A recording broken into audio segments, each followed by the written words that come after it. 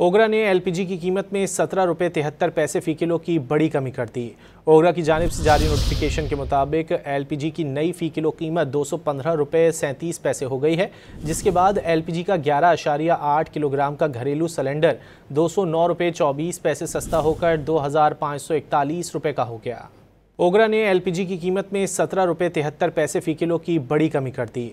ओगरा की जानिब से जारी नोटिफिकेशन के मुताबिक एलपीजी की नई फ़ी किलो कीमत 215 रुपये 37 पैसे हो गई है, जिसके बाद एलपीजी का 11.8 किलोग्राम का घरेलू सिलेंडर 209 रुपये 24 पैसे सस्ता होकर 2541 रुपये का हो गया।